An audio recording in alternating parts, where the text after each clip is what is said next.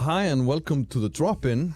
My name is Trausti Sigurðarson. I'm the publisher of the Reykjavík Grapevine. With me and Bart Cameron, the editor-in-chief, today is a former editor-in-chief, Valur Grettisson. Welcome to the show, Valur. Thank you. You even brought Pollý with you. Yes, your dog. of course. She's lying on the floor. Yeah. We'll have to maneuver the camera later on to catch her on film. She is, of course, the hardest working journalist in town. Probably working harder than I am. Well, I know she's then working harder than I am. But yeah, we wanted to you guys tend to bump into each other because you live near to each other and your kids go to school together. Right. That's not odd one. Our children are in the same class and everything in the same school. And we run into each other every now and then at random restaurants looking for something fast to eat. Right. We even take lunches together just for the coincidence of it. And I guess your workplace, Heimildin, or the source, as we tend to call it here, who's your co-worker is on our weekly podcast, Alstead. We are, back in the day, most of the media companies in Iceland were actually located here downtown. Morgunblaðið was kind of around the block. DFF was up the hill. It's been a while though. It's been a long while. But by now it's you and us, I think. Yeah, I think so. When it comes to, and actually that's the odd thing out, really. If you guys hadn't moved here, it would have just been us for the most of the time, right? Yeah, probably. I mean, well, for example, for the Morgunblaðið, they became way too big, and when they were downtown, that was in the 90s, last time 80s even. 80s, I think. Yeah, I think then they went to closer to the shop, Kringlan. Yeah. And of course, then they became way too big for that, and they ended up and I used to work in the in the house, in the printing. What do you call it? Printing press house, basically. They had a newspaper there. I could see the printing press and everything through a window and everything. But it took me I think 1.5 hours just to take a bus there. It was absolutely nightmarish to get there. Oh, the where they're right now. Yeah, where they're right now. They're up in the Highlands, they're closer to Hveragerði than. Yeah, and there are printing press. There are printing. They're the only remaining printing press. Yeah, but it was really fun because when we got sometimes there were older press people coming to us, some from the US and the UK and such, and they always got this old feeling when this when the old times when they actually were working in newspapers in the 70s, and they had to run with the photos and even the articles to the printing presses, and it was quite something. Yeah, it's very much sort of classic era journalism where you'd have somebody like William Randolph Hearst in the printing press trying to reconfigure the front page and stuff like that. I might move away from Randolph Hearst. No, I got you. The yellow press days. Can we go to the Washington Post, which used to exist? Yeah, the Washington Post that used to be a thing. But today, I think I'd like to thank you for coming in. No problem. And it's been in the news this week that we had to do some cuts here, devastating cuts, and I kind of and we are not the odd one out here in the Icelandic media landscape. It's been a theme. The Icelandic media in general has been in steady decline for say 15-20 years, and in the past 6 to 12 months, a lot of the independent media have been doing layoffs. I think the last big ones were at the paper we were talking about just now, Morgunblaðið, the sole remaining daily paper in the country. Yeah, they're always getting smaller and smaller, and we are also. So is Heimildin. When you say we, Heimildin is getting smaller? Yeah. Okay. And so is Sýn, that conglomerate of radio stations and television, I think. Yeah, right. They are they're massive media company in Iceland, both with Vísir. Yeah, Vísir, the website. And what we used to call the Channel 2 News. Yeah. I have no idea what they call it now. Sýn, I think. Yeah, they rebranded. That was a really weird effort they did last year, and then they fired everybody. and Sýn just means in English just see something. Seeing. Sýn. It doesn't really mean anything in Icelandic. No, it's kind of neither here nor there kind of a thing. But it is it's an opportunity, and I think we should talk about it to talk about the state of the media in Iceland and sort of the decline. We've all sort of been how shall I put this? Observing, because we have one on and off, you most steadily been in the business for 20 plus years, and it's been just a kind of a fighting retreat for the media companies during the whole time. We could probably venture into the fact that I think this weekend or early next week there's probably going to be a proposed bill from the Ministry of Media and other things, education, about how they're planning to quote unquote save the media, and and we can talk about what is or what it isn't in there, and through that we can kind of talk about your career, and we can also talk about like our collective experiences of hard times running this magazine, which we've all had our various sort of stints at. Yeah, I really pushed to have Valur on because obviously we're friends and our kids are in school together, but one of the things, because I was at the paper 20 years ago, right, and I was here when I was a consultant when Valur was brought on, and then this kind of magical thing happened with Valur during COVID. And I just think it's one of the more amazing media stories kind of that you can ever have. What you did. And I was always so thankful for what happened with this. And it was just, I got to hang out with Pollý this morning, and I call it like along came Pollý. Like we were completely devastated by COVID. We had this paper that for me is like a legacy. I was, whenever I was desperate to keep this going, but I did not expect what you did, like how you saved the paper, basically. So it was the weirdest thing. I mean, like we were doing fine, of course, before. We like and like the business model was like it was working, not like in the 2000s, but we were selling quite a lot of like advertisement and so on. And also, like at the same time, we all felt like everything is suffocating, like very slowly. Yes, that's like the feeling in this business. And the reason, of course, is obvious. It's always because of the, like I call them like the economy of vampires, which is basically just Facebook and X and whatnot. Like they are basically just always the middleman taking all the money out of, like sucking it out of all healthy businesses. And like not contributing anything except just the platform, which is an absolutely idiotic way to do things, and we will probably laugh at this in like 70 years when everything is like destroyed in some ways. You said 70? 70, I don't know. Give it 70. No, we will not survive this. I mean, if these platforms were like a magazine, they would be empty pages with ads on them. Exactly, and people with opinions. Like idiotic opinions. But the thing is, of course, when COVID hit us, we had this, like there was a serious shock to just the normality of things. First of all, nobody was paying for ads anymore, that's for sure. And we have been running like the business model of media in Iceland since 2000 on that idea that this was the way, because also Icelanders perhaps very differently from the UK and the US. We are burned by politics and the political papers, which were like in the 60s, 70s and 80s. And this was like a legacy that was going on for decades. Morgunblaðið, the biggest newspaper in Iceland, was definitely a part of this.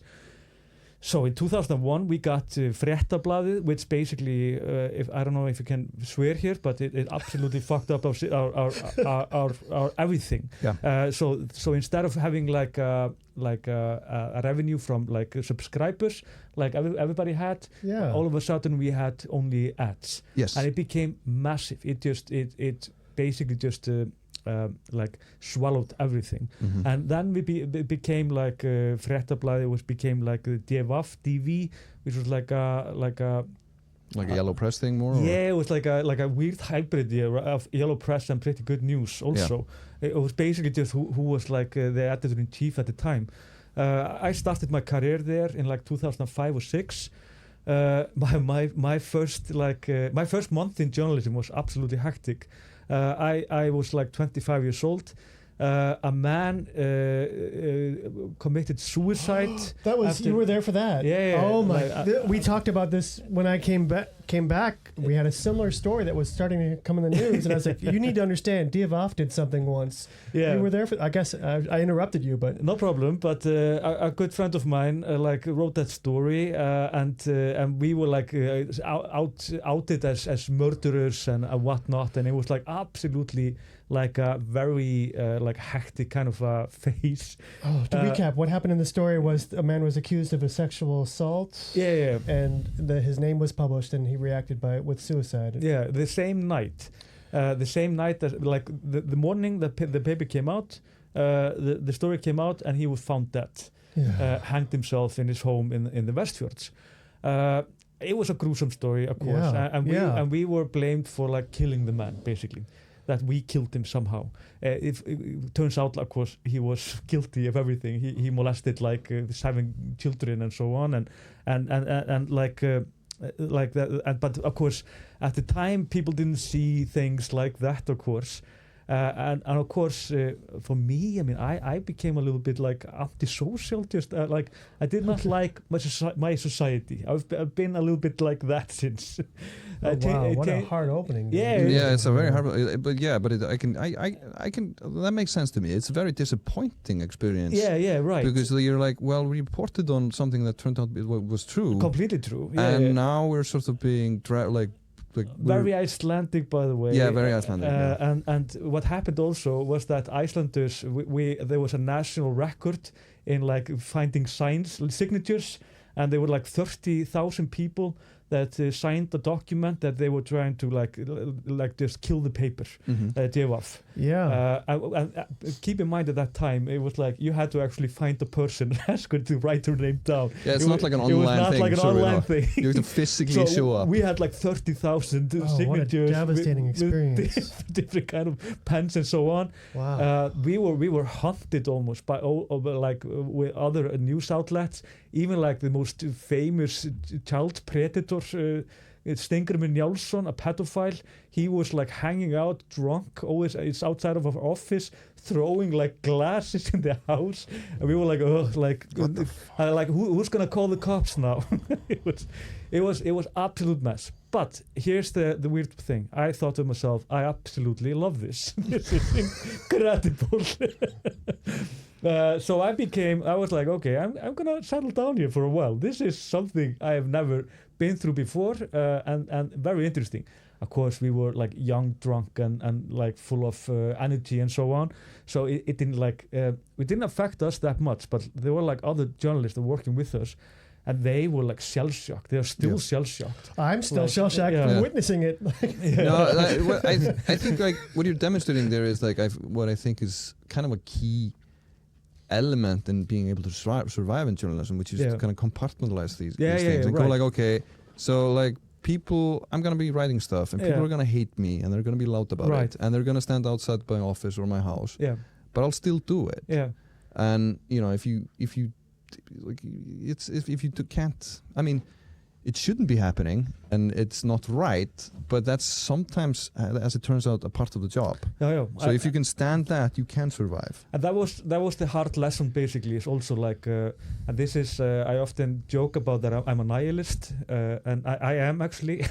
And the thing is, when people think about it, it's there are few things about nihilism that actually make sense for journalism. First of all, that morality is not the thing. How people conceive things often, and they have their ideas about morality, is not always the morality of a journalist, for example. No. We have to see it differently often, and this can be a very a brutal conflict within journalists that are working in the business. I've seen it before when people can't see how they are not making making moral choices, but doing the right thing. But nothing, it doesn't seem like that when you're doing it, basically. So, well, it's also if you, I guess, whether or not you're a nihilist, being a nihilist would help. But if you are very, you can be very moral, but if you start applying that to your subjects and you start getting disappointed all of the time when people are acting immorally or doing immoral things, you're gonna burn out. Yeah, I mean, that's if you're covering politics or you're covering like people fucking things up all of the time. yeah, but They're always acting below what would be like morally expected of them on that side. Yeah. So if you are very like, if it really like goes to your soul, then you're gonna burn out. That's the thing, and therefore, like you have to put all of these thoughts like beside everything else. There are moral compartments often in cases, and you have to look at it. But you have to look at it in quite a cold way, and you have to do like a very cold math when it comes to this. And this is often not the same like conclusion that most people will come to, and this is why like often when I talk to people, it's like. Yeah, you can even feel like how I wouldn't say naive, but it's like people are often like very, like they're never forced to think like this. No, like journalists are often. Well, I find this method to be similar to what you kind of have to go through or train yourself to do if you're doing the law. Yeah, right. Exactly. It's like, it's very similar to that. Similar experience. Yeah. It is not. It doesn't say anything really about you or your morals. No. It's just about. It tells you something about how the job works. Yeah. And how you have to set these things aside to be able to do the job well, which is weird and hard because it feels wrong, but otherwise it doesn't really work sometimes. Yeah, exactly. If you know what I mean. I do. Yeah, I mean, I'm letting both of you speak. It's I don't really interrupt people while they're on a roll, but yeah.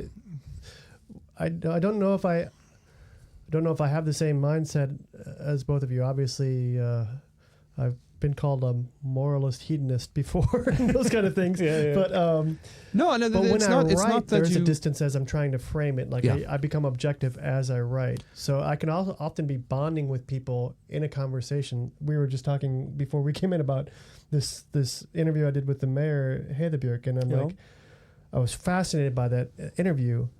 But I know that when I write from the notes, it's going to be different. It's not going to be the personal bond anymore. And I feel like sometimes that can be alarming to the person you interviewed. You're like, didn't we have a connection? We were buddy for 2 hours. And I'm like, yeah, but later in the cold light of day when I'm writing the article, I'm looking at the quotes. Yeah. I'm not communicating that we bonded. No. So I think that's why my take on it somewhat. This is a good point. I mean, there was a pretty famous book written, I can't remember what it's called now, but it was like a journalist was following like a court case, and he got like extraordinary, he was very close to the one that were being prosecuted. The family thought that he was working for them, like he was helping them, and he was telling their story. But he wasn't actually. He was always telling the story for the people that was reading it, for the masses. Yeah. And this is like incompatible. It's like you kind of want to help, of course, and you want to make them look fancier, better, or whatever. But your loyalty is always for the reader in the end of the day, and therefore in his the idea was like that journalism is always in some ways immoral. Okay. Which was an interesting idea. Yeah, I guess like definitely agree with that. Yeah, because I would say like, well, it's amoral rather than immoral. I think wouldn't that make more sense? Like it is like, I don't even know it. Because I don't think it's like an immoral thing to do, but you have to set some of the morals aside when you're doing it, or something like that. What is kind of you always let someone down. That's probably a thing. Of course. But because what I'm saying is not that you like. To sum this up, I'm not saying that the only way to survive in journalism is to be a sociopath. Right. That is not what I'm saying. No, it's just like you have to compartmentalize these things, and you have to take a lot of your sort of feelings, opinions, and morals, and keep them in a box sometimes when you're doing stuff. I think actually people... you consult them, right? Of course, they're there. Yeah. But for the job, they you must not let them get in the way. I think people it would be good for people, especially in the time of the internet and so on, to just to ask themselves more often these questions. I think we most of us never have to think about this. We think is like that our moral ideas are always the right and that everybody has them. But surprise, it doesn't work like that. No. And that's like you often see this like when people are like being quite harsh on the internet against people, cases, and so on, that they are like writing from what they think is right, and often they haven't really thought that through, and it can be quite sad to see how people can go full retard basically like on the internet. We're talking about the comment sections of the internet. I mean, what else? Yeah, I mean, it's not exactly overall often a demonstration of the peak of human thought. Sorry, Bart. God, Bart. This is a direct quote from the movie. What is it called again? Tropic Thunder. I watched it the other day with my kid, with blackface and everything. Yeah. It was absolutely so uncomfortable. Yeah, it's a weird movie. But it was so funny at the same time. I was this is a good movie for the internet dates. Yeah, it's one of those movies that are unfortunately funny while really uncomfortable. Yeah. I'm really uncomfortable even thinking about it. Yeah. Oh wow. But So this has been like you've been at DFAF. Sorry, I can't stop laughing. I'm sorry. You've been at DFAF. You've been at, was it Morgunblaðið you said? It was Blaðið. Oh yeah, the paper. The paper. Blaðið, they used to steal. I mean, the Fréttablaðið thing. Thank you for giving perspective. It was such a different life, and especially that was my first incarnation in Iceland, and we received Fréttablaðið. You know, I'm learning Icelandic, and you get a free newspaper. Yeah, and you right. get to go through. My first part of my day was trying to break down, a story and taking an hour to do it, with the declination of nouns, etc. Yeah. Because it was delivered everywhere. In fact, Sindri Eldon, who's on your podcast, delivered them. Yeah. And sometimes delivered them straight into a dumpster. I think it's safe to say now the statute of limitations has passed, where he would just dump them in our backyard. I saw him do that. But he was supposed to be these 18-year-old kids would run around with these big stacks, and a lot of paper like waste all around the city. Well, I mean, what was the circulation? 100,000 copies? It was something like that. It was like for a country of like at the time like just over 300,000 people. We had Icelanders had like an absolutely insane media landscape for the longest time, which was quite unique. When I don't know if how it is with cities in the US with 300,000 people, but we had like 2 up to 3 news in television at best. We had like how many? Like we have 2 like free magazines, like massive like newspapers. There was like one of them was by definition just absolutely the best of them also, which was Fréttablaðið. And then you had Blaðið, you had Morgunblaðið, which is a subscription, and then like tons of like smaller publications and different magazines. Yeah, staggering. Like, it was a staggering amount. And I mean, then eventually, just in time, we had the 24-hour news. Yeah. Then a country of 24-hour cable news. That was in for Iceland. 2005. A country of 300,000 people decided it needed 24-hour news. Yeah, and they always said like, I mean, what if there is like a volcano, and then no volcano came basically until 2011 or something, and then we had gone through the bank collapsing and everything, and nobody had the capacity to do anything in media. No. I mean, it was a staggering move. My great frustration over the 24-hour news is we were covering essentially one topic over and over in our paper. Yeah. And that news, the 24-hour news, because of who they were owned by, they never covered what we were covering. No. And it was like, but the banks are going to collapse. The banks are going to collapse. Please, somebody say something. Not them. And what's amazing about like 24-hour news is the focus is never the news. No. Yeah, right. Yeah. That's. I mean, you should know. I mean, being from the US. Yes. Yeah. Exactly. Being from a country where 24-hour news has been part of the nightmarish landscape of disinformation for the past decades. No, I mean, so it's interesting to talk about those years, like the changes brought about by the free Fréttablaðið paper in 2001, the disruption of the media market.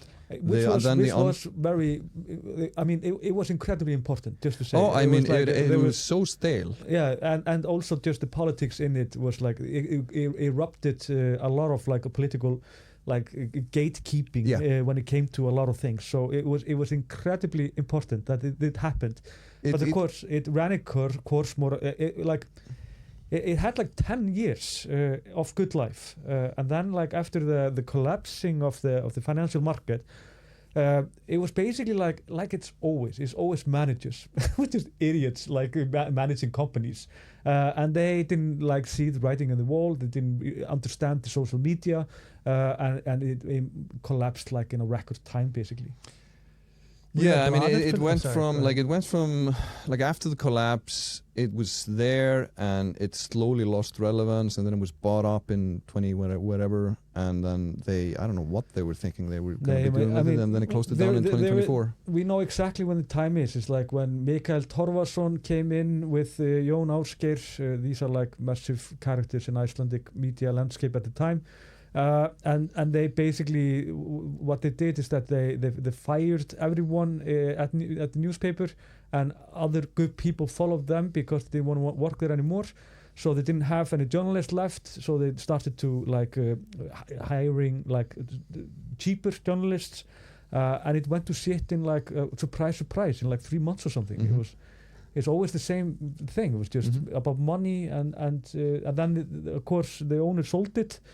For quite the sum, and idiots bought it. It was basically like they knew nothing about how to run this, and they run it completely to the ground in the record time. I mean, it's always just delusional people with money that fuck this up. That's how it works. You're so unfiltered. It's fantastic. Yeah, yeah. I guess like I guess like if you don't really know what it is about at core, then you will fuck it up. What running a magazine is about. Yeah, if you don't understand the core of it. Yeah, I love this telling. I mean, this if perspective. If you're trying to look at it as a business foremost, it doesn't work. No, I mean, and then of course, like on top of that, of course, is that they just didn't get social media. We of course started when I was at Vísir in 2008. It was interesting. We were starting to like experimenting a lot with the social media. And I think like people did it at that time, a lot of them are still doing it today actually, which is basically just like you're boosting up the reading numbers through Facebook and so on. And it was such like a toxic cocktail from the start, and nobody thought anything about it. But we just saw the numbers always going up and up and up, like reading numbers. You had like, what do you call it, like chart beats and whatnot, like these apps to see how many are reading your webpage at the time. And I mean, I think this is like how we just went like full, I wouldn't say retard again, but we went like weird about reading numbers and such. This changed a little bit later, like I think probably up from 2015. Then media stopped like following these numbers all the time, because of course they felt like how this was hurting their credibility all the goddamn time. I mean, it's no problem to keep your numbers up if you're writing like an idiot. Yeah. I mean, if you're just rage baiting or clickbaiting or whatever you call it all the time, of course. No, I mean, but like after like we've kind of done some broad strokes about, you know, the ups and downs and the innovations and the changes in the media environment since 2001. Now I don't know if it's easy to comprehend, but we are now like, you know, we had all of these different daily papers, we had all of these different magazines, and we're not going to name all of them because they've all disappeared. No. And fast forward, it's 2026. We have one daily paper. Mm-hmm. We have one sort of conglomerate of radio stations, an online news website, and a TV news station with other stuff.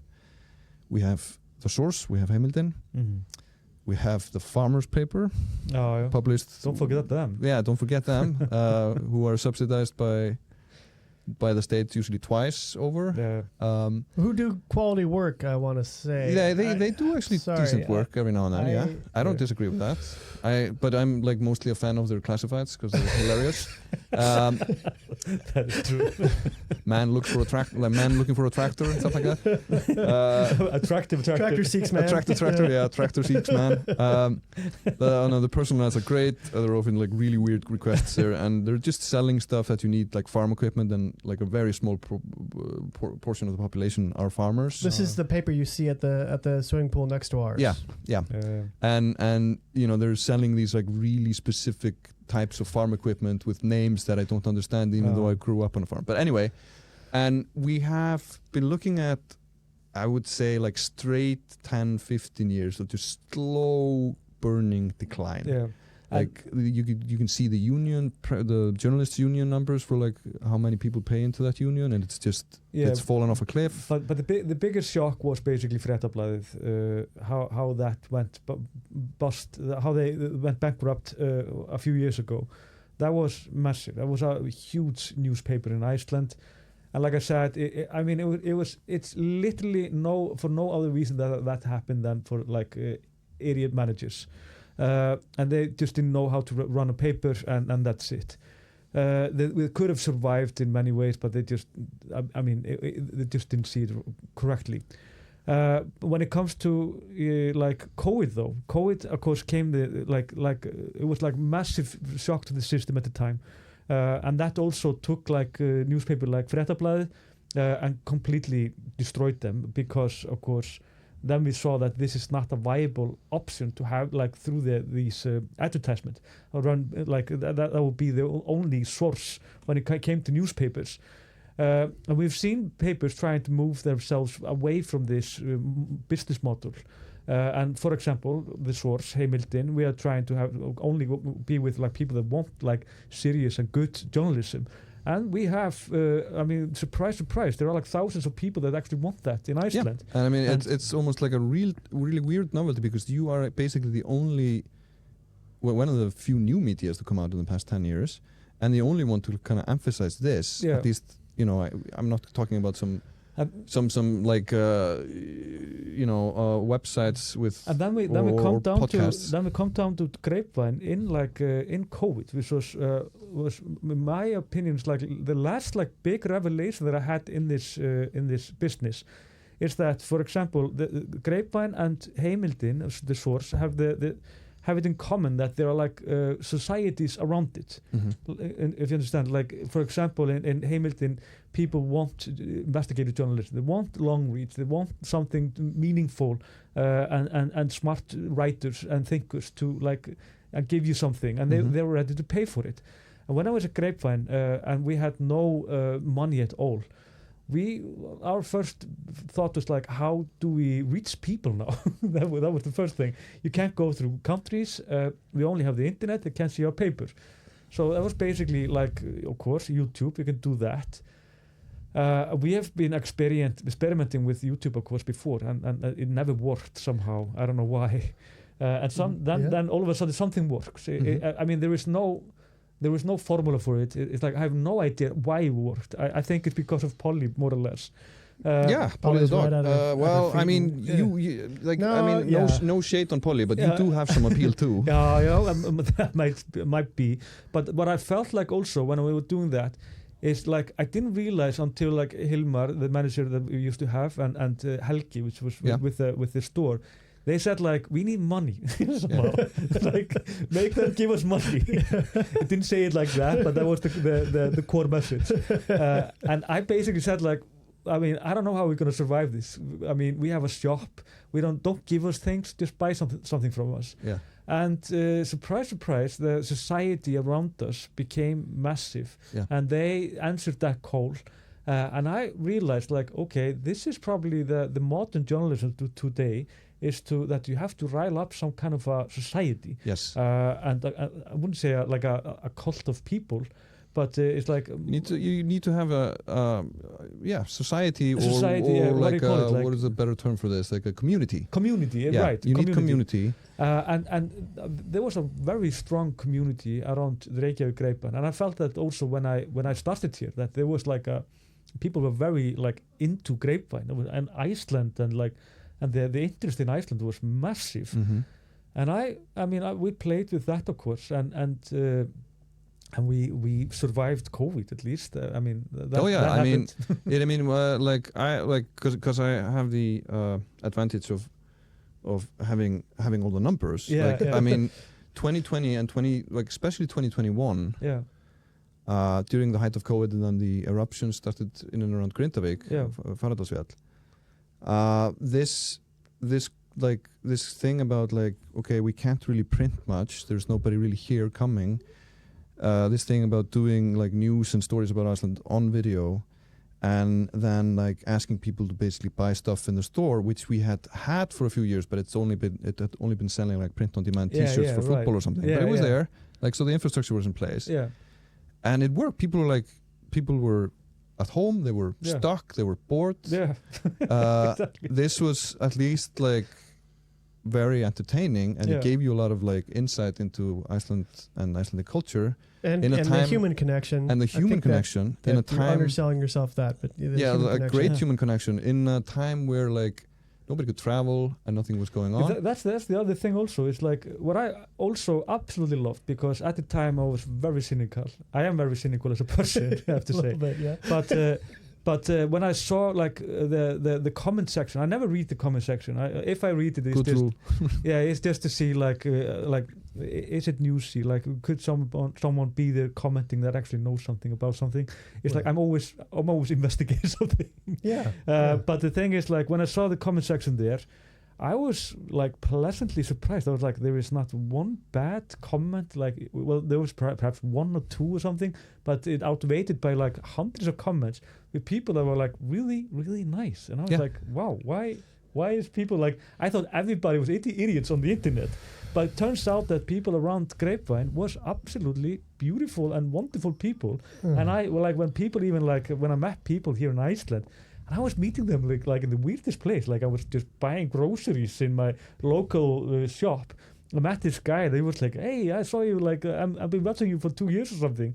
And he was like absolutely wonderful. I was like, I almost went out to have dinner with him if I would have time, you know. And I was like, or like the moral for it, I was like, I don't want to take your money, or like it feels wrong somehow. No, but what actually happened, like, you know, during COVID, because our main revenue source was obviously printing advertising. Nobody was advertising because it's mostly advertising from the tourism industry. The borders were shut. Nobody was traveling. There was nobody to advertise to. No revenue. You know, obviously everybody in business got some like, you know, the state chipped in and paid some people's salaries to a portion. But basically, outside of that, zero revenue. And you guys went on and you did this thing, and you built up an audience on YouTube, which we had, like you said, we had experimented, but it hadn't really gone anywhere. And you asked these people, like, please buy something in our store, and the store started like selling stuff that wasn't just T-shirts.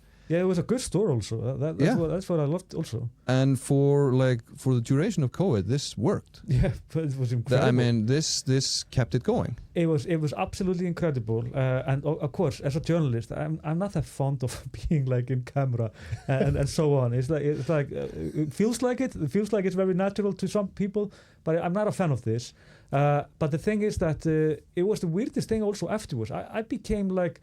It was the weirdest like fame that I've ever had. I mean, I can be quite well known in Iceland for a period of time just because of the job, you know. Like, you become like a character in some kind of a conflict or whatever. Oh yeah, or you write a book and you go to the book tour and become a conflict there. But I love this was different. And people were always like, the funniest like moment is when I was with Bart, which I often used also in the shows. We were like drinking beer and having some just fun at Austurvöllur, and there was this like really like tall, like very handsome guy from Texas. And he was like always watching us, and I was like, what's with this guy? Like, he's always watching us. He had like his family, like a massive family of 4 kids or something. And he came over to us and was like, "Sorry, are you Valur Grettisson?" I was like, "Yes." Like, "Hey, I've been watching you like on the YouTube. Like, you're like," I was like, and I asked like the waiter here, like, if this was you, and she said she had no idea. And then I said like, "You know, he's like the Tom Cruise of Iceland." Bjartmar of course had lost it. Like, you must have fucking lost it there. You absolutely lost it. You have better teeth than Tom Cruise. He's still laughing at it, and it was absolutely hilarious. I was like, okay, a comment about my height, I guess, but no, you're a giant compared to Tom Cruise too. You may not be as good as him as like hanging on to airplanes, flying. I can see the running. But I love the guy. He was absolutely delightful and fun and everything. And it was just such a weird comment. I thought like, okay, I am officially like with this like YouTube fame, which like nobody knows about in Iceland. But I am like I have more views on my YouTube channel than like the national broadcast in Iceland way has more. in months, you Yes. know, combined.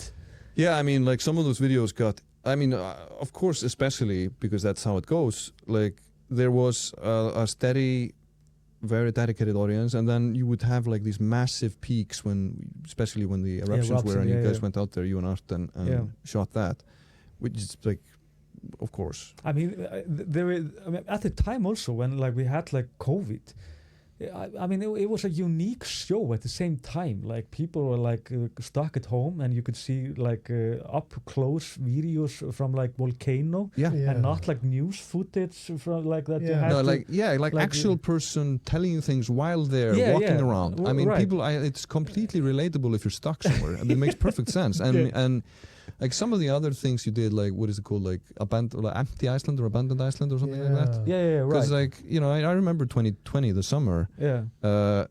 There was nobody here. Yeah, like I went to the Snæfellsnes where I always stay. It was insane. Yeah. And there's this, there's two tiny villages called Arnarstapi and Hellnar. Mm-hmm. And for the longest time, if you go there in the summer, there's just going to be like a long line. It's like it's a mile-long hike, and it's just like it's a queue. It's not a hike; it's a queue. And in the 90s, it would be like, nobody, or in the early 90s before the tourism boom. And I went there in 2020 just to demonstrate how empty everything was, aside from the dystopian airport experience. Yeah, right. Empty airports are really weird.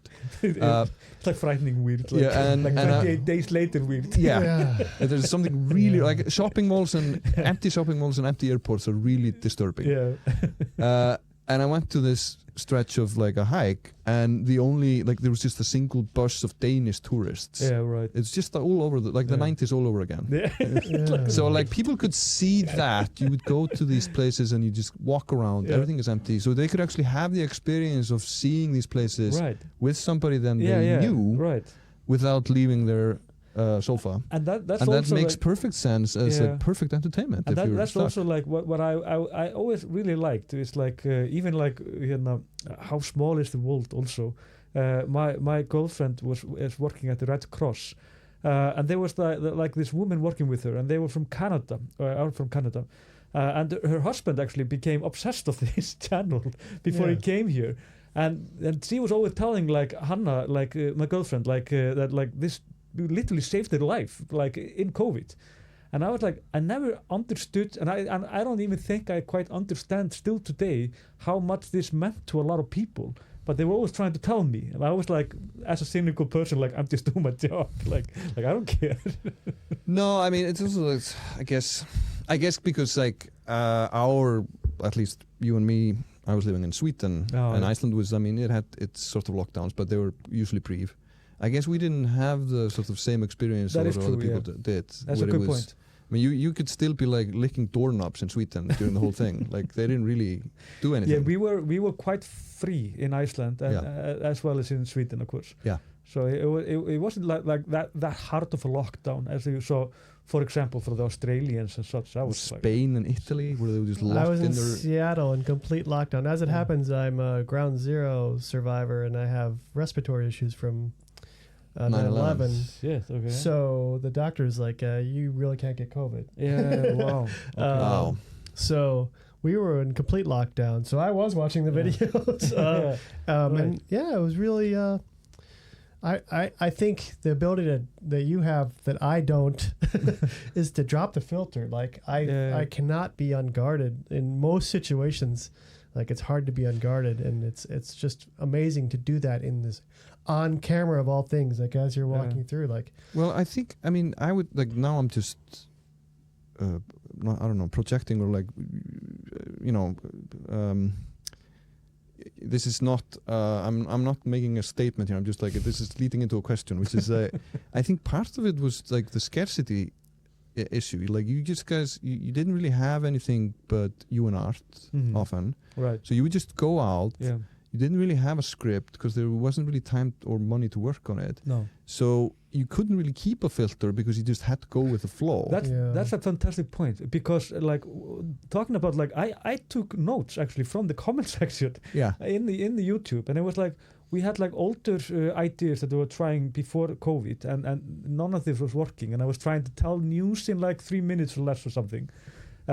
I wasn't that good in just with the English accent and everything, and I always have like quite a strong Icelandic accent, and I was trying to read, and it wasn't that good. Then just one of the comments just said like, just drop the script. Yeah. Just do it naturally. Yeah. And because everything I did was everything I do actually is very scripted. You know this, of course. Like as a journalist, right? It's like we have to prepare quite well for everything.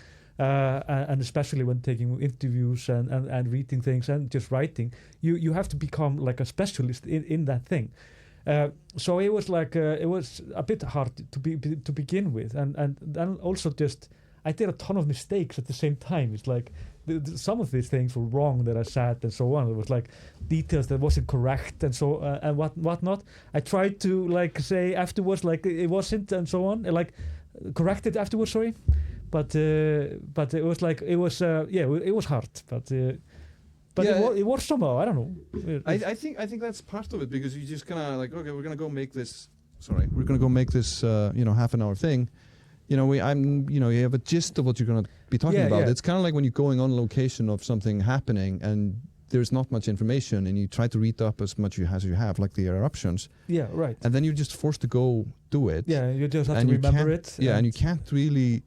Like we don't have teleprompters, we don't have anything, so you just have to like go with it. I just hope you get everything out. And somehow also like I loved art also. Art was such a massive component in all of this. Like this would have never worked because he was so smart in like how he did it. Mm-hmm. And I never wanted just to stand somewhere. I was like, this is so boring. It's also a fantastic guy. This art picnic we're talking about. Yeah, art picnic is great. I mean, also like when you are basically making stuff up or like trying to like you want to get the information out. Yeah.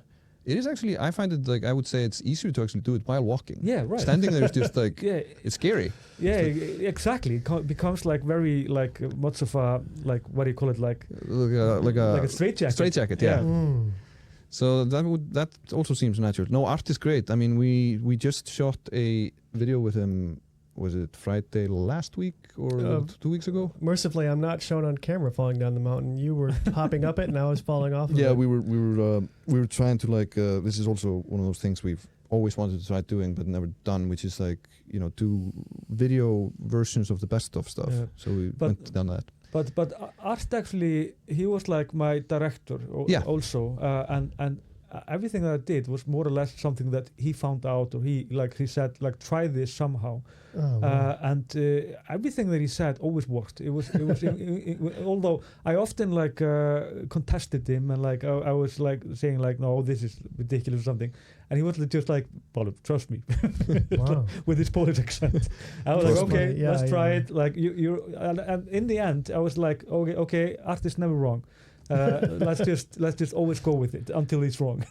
It's like, and that was the thing. He was incredible when it came to this, and I loved also like that Art is also just he's such a cool artist in some ways. It's like when it came to like just to like when he was using the drones and just getting the atmosphere out of these volcanoes, for example. Yeah, that was quite unique. Terrific. Yeah. He did when he did the first cover. When I came back, I did the feature on Reynisfjara, and he came back with these images of Reynisfjara, and I was like, I would like to put that on my wall. Yeah. Except for it's a beach of death. I'm horrified by what's just happened here. But why did you came up with these amazing photos? Yeah. Oh, they were just perfect. He's an outstanding photographer and director. Well, he used to be if I'm not mistaken, like a one-man ad agency when he was still living in Poland. So he knows the ins and outs of kind of like the whole range of things you do visually and everything else. So he has a very, very good eye. And also you just have an understanding of like what people want somehow. Yeah. It was like that was also the other thing that he was always pressing for, because I didn't want to be on camera, and they were like we were having like our YouTube channel. We were trying to have some shows on the YouTube channel, and he said like nobody wants to listen to American. I was like, but they know English much better than I do, right? Yeah, and but there's no novelty in it. He hasn't told me this yet, by the way. Yeah. So basically, what he said though is like, just you do it. Use your accent. And in the end, I was like, fine, let's try this news like thing, like a journalist walk his dog, and and tells the news at the same time. Yeah.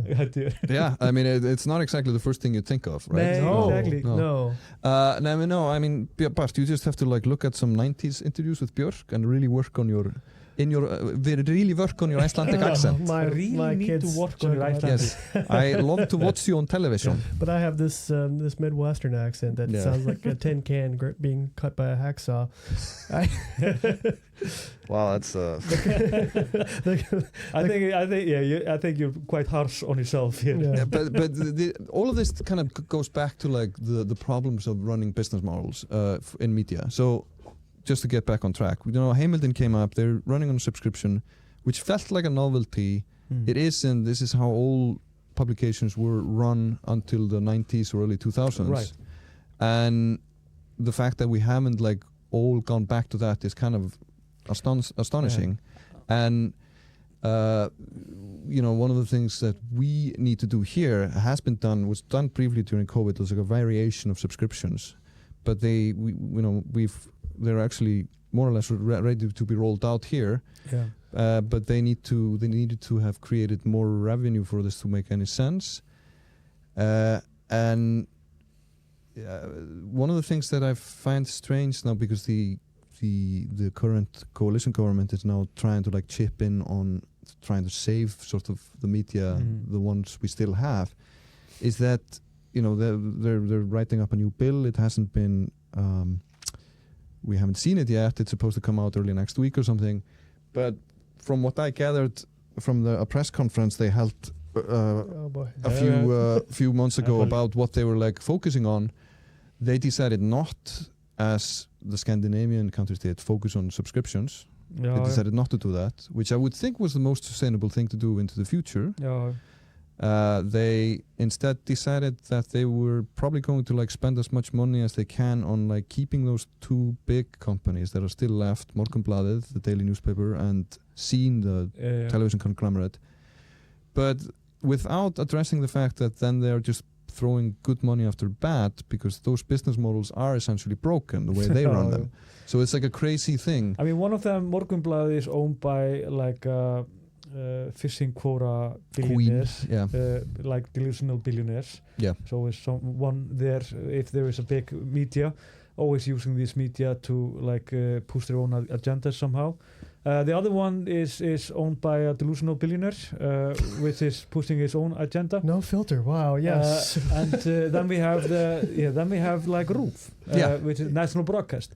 Which is also run by a delusional. No, I'm kidding. No, fantastic. At least it's owned by the public. It's owned by the public. And that's the funniest thing, is like the most conspiracy nuts on the internet think that somehow that is the threat. The public broadcast, not like the delusional billionaires that are pushing their agendas. But I think stupidity knows no depth. I will like note though that there are delusional billionaires, but I think it'd be a surprise maybe to our readers that I'm friends with editors at Morgunblaðið and Vísir, very good friends with the people at Vísir. And I mean, good people work there. Yeah, Howie, fantastic talents there. Yeah. And we're all, most of us are working towards similar goals. I mean, of transparency. I mean, I don't want to be moralistic here, but they are humanists somewhat at a lot of these. Yeah. I actually disagree with the idea of humanists also as a nihilist, to be honest. Right. Sorry, I think it's just a different kind of view of religion and so on. I think we need balance here. We have a nihilist. We probably should have a couple of humanists. But the necessity of news and I guess I always put a moral spin on it, but there are a lot of people who are trying to do the right thing with journalism. And there is always, but that doesn't break anything. But here's the thing: perhaps I was talking to a political scientist, and he came up with a pretty interesting idea. He said that this format of giving information, like the newspaper and the editors, what do you call it, like ritstjórnir? Editorial boards, editorial like offices, and with smart people trying to give you like the truth and filter out the bullshit, basically. This is not an old thing. No, this is 80 years old. 100 years old. When did we start doing this? Like in the 1900s? Well, it's early 1900s. Early no, 1900s. 1800s. Early 1800s. 1800s. Yeah, we have 200 plus years. It's like 2 centuries of telling stories like this. Yeah. Meaning that, like in context, this is not an old way to tell the truth. The truth, basically. Before that, we had like just gossip. We had farmers like telling whoever, whatever, like talking about dragons and whatnot, and telling different kind of stories. Now we have like the conspiracies like skyrocketing and absolutely like derailing like societies even, for example, and like perhaps everything is changing in a drastic way. It doesn't change the need to tell the truth in some ways. It's the same. It's like people are talking about the movie industry, for example. It's like I have no sympathy for the movie business. It's like people will always have the drive to tell stories in some ways. The only thing that this will like clear out is more or less just the money people, the delusional billionaires. It's always just the delusional billionaires. Yeah. They are like, we've joked about this. Like they need to be taxed more, so they shut the fuck up. Oh my goodness. That would help. But I'm just saying, like, I have nothing against delusional billionaires. They can be that somewhere else, but they're messing with like the most like essential elements when it comes to the democracy. And the reason that they're doing so is because they want to derail the democracy or shape it in some ways to their own liking sense, basically. That's the goal. I mean, if you think about it. I'm just saying that telling like how we're telling stories through newspapers and news is not an old thing, right? And therefore it's not like something new that this is put up to a test. But we have to find new ways to do it. That's for sure. I don't know how we would do it. I mean, I would definitely save Grapevine if I could. But we're trying. We're trying, but in the end of the day, right now, the situation is that I think community is number 1, 2, and 3. Yeah. I think professionalism is also something that people are more drawn to today than before. Yeah. It was easier before to have like incompetent people here and there, but I think it's harder today because of the cutting edge of like the environment. I mean, it is because the task at hand is basically, it seems in many countries at this point, is like desperately trying to save democracy, and then you need competent people to do that, I guess, and if you're doing it through media. And we also need a new generation. I mean, where is the new generation? It didn't show up. It's weird. It just didn't show up. That's you mean the thing. In news? In news, yeah. For example. I mean, we have definitely in Roof, that was like the last time I was working somewhere where like the national broadcast, where we had like younger generation. But these kids are fucking scared. It's like they are scared of like being cancelled. They're scared of like getting into massive conflicts and so on. Like basically everything that a good journalist need to do and just love in some ways to be in a conflict. So no, I think like they have experienced earlier on in life through social media the experience you had when a convicted pedophile was throwing pieces of glass at your office. So like a shit storm pointed at them. They have seen it sort of either experienced it or just seen it happen to somebody else, and they don't want to be there. Right. And then they just stay away from something like that. I mean, this is also like a whole subject about like, why don't people like party the way they used to? That's because they're afraid that they wake up the next day being viral for having thrown up on somebody. I think to an extent, but I don't know. I think it's that's one way of putting it. It's in the back of the mind of people. People have like also like this very high moral ideas about morality. This is, I mean, I don't want to sound like immoral in any way. No. I'm just saying like people are like very concerned about what other people think. I think that's not a good thing. I think you're the X generation. I mean, we're the X generation. Yeah, and I famously, I mean, so I never had fame like of YouTube fame, but I had uncomfortable fame here in the 2000s as an iconoclast, as somebody who said things other people didn't like. Yeah, I guess in a way, truth to power, but also I was just kind of not like Miley Cyrus. I came in like a wrecking ball sometimes. But we, yeah, I do think the younger generation may be on their way back. Yeah. I know for the Grapevine, our asset has been the younger generation, and that I guess is probably just to lift the curtain a little bit. That's the direction we'll be going in the future, is leaning into, especially, and I have the unique experience of seeing it firsthand. This large generation of English speakers trying to assimilate, especially teenagers, where they have the two language, and as we know, English is more prominent in schools than you could imagine. And it is strangely, that was when we came up. We got all our writers from Mentaskóli, because they were like, English is the way we communicate, and it's the same again. And back then it was with music, and now it's with this is alarming to say, YouTube Shorts. Right. And I mean, but it's always, Sorry. But it's always about just telling a story, isn't it? Yeah, it's always about telling a story. At the end of the day, it doesn't really bother me how you do it. I've seen like fantastic TikTok accounts, shorts, and so on. They are really smart in telling stories. Yeah. Do I think it's bad? Not really. I think it's just. It just changes very fast. And that's why I'm like, what I'm always surprised about is like every time I go to a cinema, I always see a movie that is like 3 hours long, and I'm always like, why is this so long? God. This could have been a TikTok. This could have been a TikTok. Exactly. This could have been a TikTok. Very seldomly do I see a 3-hour movie these days, and all movies are 3 hours. That I don't think that. This could have been 90 minutes. Self-indulgent bullshit. 90 minutes I would have tolerated. Yeah. It could have been 10. But I will say, like, TikTok is tricky. But the use of English in communicating journalism has an interesting role in Icelandic society because, for example, we have the Grapevine community where we do English language, and the people can go from the Grapevine, as you did, back to Hamilton and build this. What I consider Hamilton to be is the backbone of journalism in Iceland now. Yeah. And I think, for example, your recent story on the Hells Angels, which I was so angry and jealous of.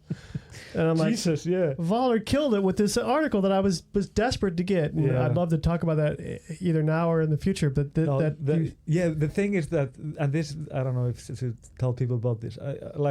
I had advantage over other people because the leader, like the chief of the Hells Angels in Iceland, is closely related to me.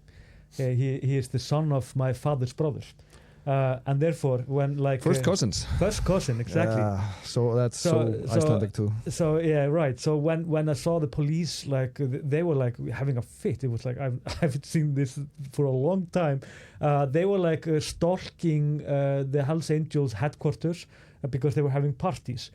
And this was national news. This was national news. It was massive, and for a good reason. Hells Angels is obviously. It can be dangerous, that's for sure. Historically, it's been dangerous in the Nordic countries. It's the most feared criminal organization that you can find in Denmark, Sweden, and Norway. It's made famous by their 1969 killing at Altamont.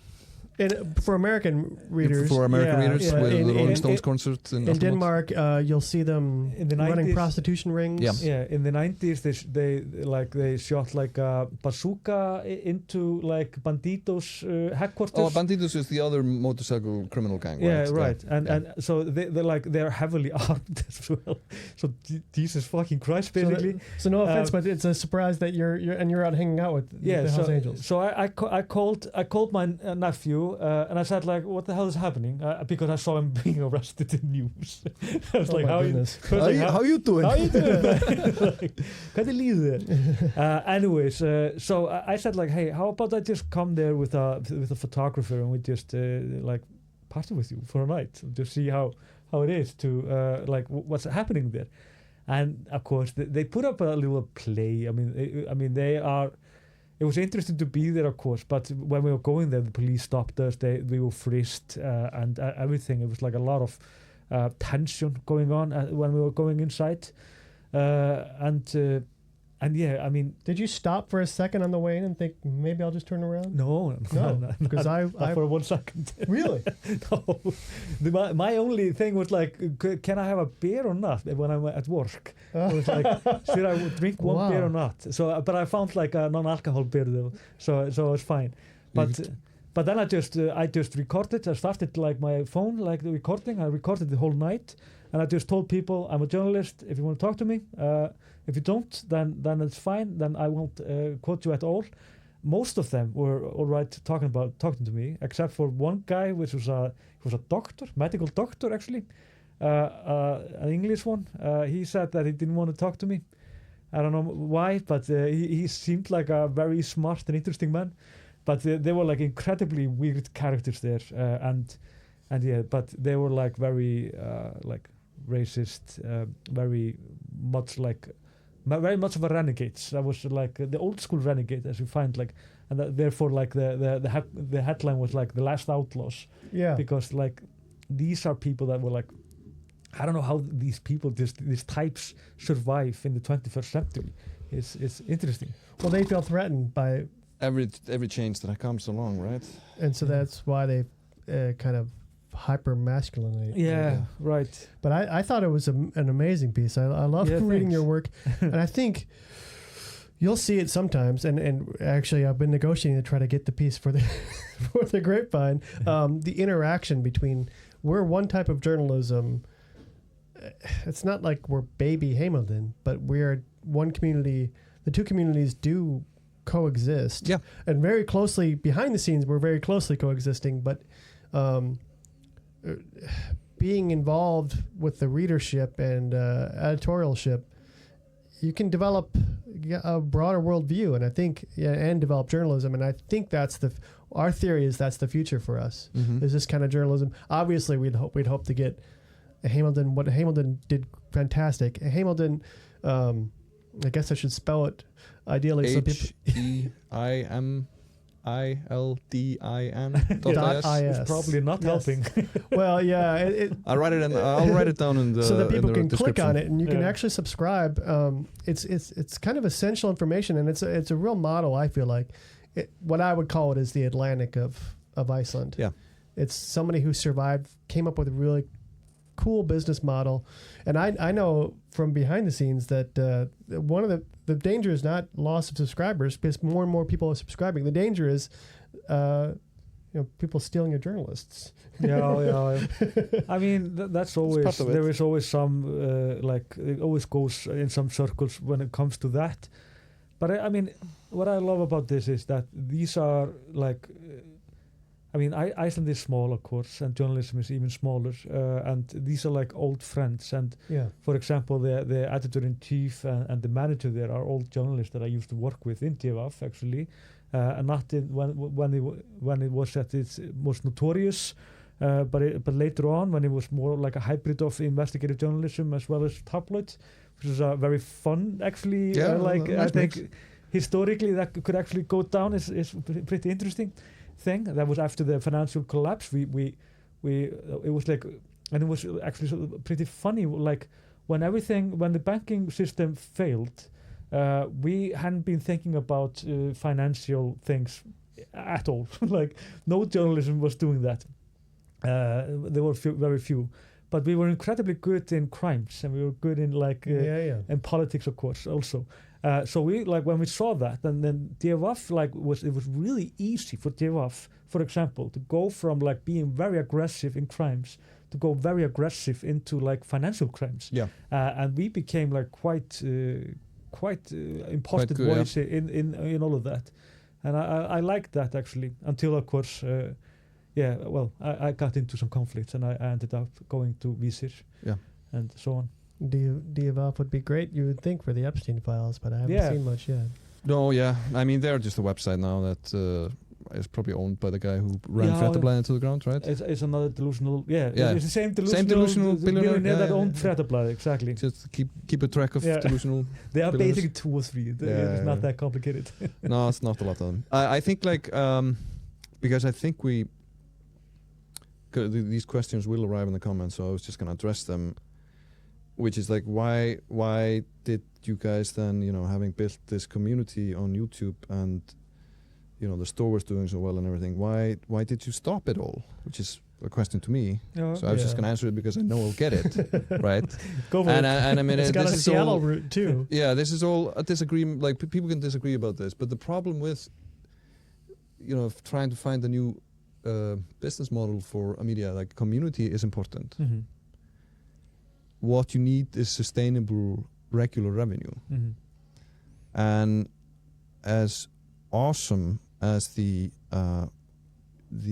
following around the YouTube during COVID was, and as it did save those 2 years of the business, when people were finally let out of their houses, the most of the revenue was coming in through, not YouTube views, because they make you almost nothing but gas money at best. Yeah, they were going very much up and down. It was and then they were also going up and down, it. but it was the store. And then, this store, like every single online store in the world, after COVID was over, saw a plummet. Mm-hmm. And then we kind of so on the other end of this, we had there was a community, sure, but we didn't really have sort of a functioning business model, even though the community had been built by you. So the company started losing a lot of money again, and there wasn't there didn't seem to be any new ideas around. So we were thinking, okay, what the fuck do we then have? We probably have to go print again, which is what we did. But it's still, which was always our bread and butter. Yeah, but it's still, but for the past 10 years, and we've talked about this, and I've talked to Hilmar a lot about this back in the day, because I was here just prior to you taking over, sort of, doing house cleaning in a sense, both to the magazine and to the business, was that we talked about this at length, saying okay, the advertising revenue is coming in through the advertising in the print, but we're looking at this trend of that money slowly drifting into social media and Google and whatnot. The vampires, as you said. And the vampires are not going away, and the trend won't go away. So it's just something has to be figured out. So we basically, and then it comes to back to the whole thing about running media companies, where it's always sort of a fighting retreat financially. Yeah, right. If you want to diversify the way you make money, or you want to change your business model, that is a very expensive investment to make. That's true. And one of the things that have been talked about, and this is maybe too technical and boring, in these discussions between the press union and the ministry about how to save the media here, is to allow the media companies to actually apply for innovation grants to do those things. Because if you don't have any cash flow, because you're always every year is worse than the last one, you won't be able to make any brave investments into finding out, creating a good subscription model or anything like that. Yeah, your legacy almost hurts you at this point. The legacy almost hurts you at this point, and that's that has kind of been a part of the problem moving forward, and it's still a problem. We have basically a completely new subscription model ready, but this is for the Grapevine. Yeah, we can't put it on the website we currently have because it's so old and broken. We have somebody trying to for basically nothing to help us set up a new website, but we don't have any money to actually throw at the problem to get it moving faster. And I think even though our problem is kind of minuscule in the context of things, I think it's a similar issue many of these sort of older legacy media have. Whereas Hamilton was able to start Well, Hamilton started on the right end at the right time. We started out as a free paper where free papers were the big deal. Because you were created, what, in 2003? 2003. Yeah, this was it. Yeah, and Fréttablaðið in 2001. And so, you were into heavy... they coined this incredible new way to do newspapers. Yeah, and we didn't even think about the other ways of doing this. This was the way you would do it. Yeah. So and we had, of course, the Icelandic Review. Iceland Review, yeah. Iceland Review, absolutely wonderful magazine, and they had subscription audience since the 60s and 70s. Yeah, it was quite something actually. It was a massive old legacy. They were from 1963, and incredibly beautiful magazine as well. This is where we acknowledge my history, or you worked there. I came here from Iceland Review, obviously. Yeah. But they seem to have somehow messed up their subscriptions. Yeah, I'm working now with. That's the funniest thing. The old editor of Iceland Review and the old editor of Reykjavík Grapevine are both working at Heimildin, because Golli, which is of course was the photo he's one of the Iceland's best photographers, by far. He's incredible photographer, and I'm incredibly lucky to be working with him at all. Oh, that's funny. And he went with me to the Hells Angels, by the way, and we were both like wrote both our names under it, but he told me that in COVID they paused the subscription, but when they were started again, like a lot of people had like even died. they forgot about it and so on, and it plummeted down afterwards. So basically, they just made this small change. And the paper, of course, before hadn't been like innovative enough to get new subscribers throughout the years. No, that had been a problem. But also, they were living in an environment where people were just not paying for subscriptions. That's the other thing. Yeah. So that's also like But now the Iceland Review is in a quite of a sad place, in my opinion. They don't print anymore, and they've been accused of just using basically AI slot for everything, which is just obviously the last thing you should do. It's a weird one. It's the no. No, but yeah. So I've addressed that, I guess, and because the shop thing is fascinating. Yeah, because I'm a Seattleite, so I moved here from Seattle, and what we're talking about is the thing that destroyed Seattle's economy was the switch from online shopping to in-person shopping, and everybody decreased what they bought online. So we lost our schools in Seattle because of this, and it affected the Grapevine. And I say that because a new national policy in the United States affected the Grapevine shop this year, which we've never really been public about. No. But the tariffs destroyed our ability to shop out, to send out gifts. I think actually the best thing about the tariffs when it comes to Americans is that they are paying so much for stuff that they are actually buying less, which is... That's great for Americans, but it's kind of tough if you're trying to sell things to Americans. But it's great for the environment. It's great for the world in so many ways. And I think Americans need to stop being such a hectic consumers, to be honest. Yeah, well, I mean, I like to point out the jokingly obvious, but the best course for the environment is that we're all really poor.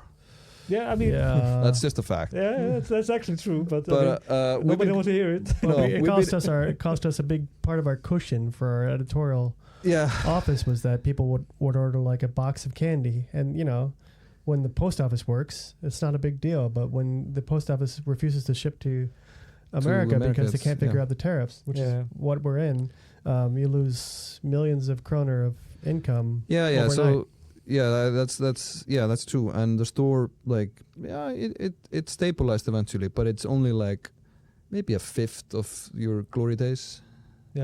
So but anyway, I think we've been yapping away for like almost an hour and a half. I think all of us have, it's debatable, but we probably have jobs and other things to do. we have a lot of things to work on. But I just want to thank you, Valur, again for not just saving the Grapevine in the old days, because it wasn't just 2 years that you saved it. It was like the whole legacy, and we try to keep this community together. Oh, there's Pollý, and thanks Pollý for coming by. Pollý. It's bored. But also just for the show support, for the coming by and saying hi to the staff. It's been a tough week. No, I know. And thanks for inviting me. And I think everything finds its course, and I think the Reykjavík Grapevine is strong enough in many ways. It just we just hope that this doesn't last for long. And I don't know if the government is going to come up with a good bill for anything. I haven't seen the government come up with one good bill when it comes to media for the longest time. No, I'm not I would say I'm not holding my breath. No, right. Yeah, would not hold my breath. When I think that would be a fatal move. Actually, it's probably going to be underwhelming, and it's probably we'll see. I mean, let's have some faith in something here. But what they presented at this press thing 2 months ago was not very it wasn't inspiring. No, nor was it inspired, nor does it seem they actually did the legwork of reading what the other Scandinavian countries have done policy-wise over the past 20 years. That's the funniest thing. It's like they never understand what's the problem. It's obviously, as I said before, this vampire economy of the social medias. And the thing is that when you're selling ads in Iceland, you don't even have to pay what is called virðisauki. VAT. VAT. VAT. Right. you don't even have to pay for that, which is absolutely incredible. But you have to pay it where? Everywhere else in the world. Yeah. But not in Iceland for some reason. No. But so none of this money, none of it always goes out of the country, more or less. Untaxed, more or less. Oh. Yeah. Great. No, it's just weird. It's like, why would you not do anything about that? Well, it's free money up for grabs for everyone. It's incomprehensible. And it goes to just final words on that is that when you are trying to come up with a new legislation or amending a legislation, like we're a small country, smart people, I assume, in the ministry, so that's at least the working rule, you just go read what the other Scandinavians did. Yeah. And then because we have basically the same legal structures, and they have more resources and manpower than we do, they've usually thought about things a little further and longer than we have. Right. So we usually do best by simply reading that and then translating it and then applying to what we do, and we'll probably have a better law in place or a better policy in some dedicated areas. It depends on we'll get into this soon, because I think our current administration is looking in a different direction on a constant basis. We seem to have a Keir Starmer in office. Yeah, they have that kind of a new Labour kind of a vibe. Is that safe to say? Is that an overly aggressive statement on too right wing on the involvement of our current Prime Minister with the British Prime Minister? I mean, I don't know. I didn't even get what you were saying. Oh, sorry. I was saying... What was the point? I was saying that we're looking to the UK for so much of our political discussion to an exhausting degree, with our austerity measures. Yeah, and even our immigration policies seem to be looking... They see something from Keir Starmer. They're as Danish as it can be. Yeah, they're more Danish, actually. The only one that is looking to the UK is the Independence Party, sometimes... But the Middle Party is closely following the reform. But I was saying because our entire Samfylking was out there volunteering. No, the Social Democrat in Iceland is now more or less very similar to the Danish one. Okay. So it's much closer to home. But I think we should put an end to this now before, if anybody's still watching or listening. Thank you again, Valur, for coming and dropping in and talking through this with us. Thanks for having me. Well, the pleasure is all mine, or yours, or ours. I mean, not yours, ours. Sorry, I'm just exhausted. I think I'm exhausted. Yeah. Thanks for this. This was the drop-in. We'll see you with the next drop-in whenever somebody drops in to talk with us. Yeah. Hopefully a couple librarians. Okay. Bye-bye. Yeah, bye.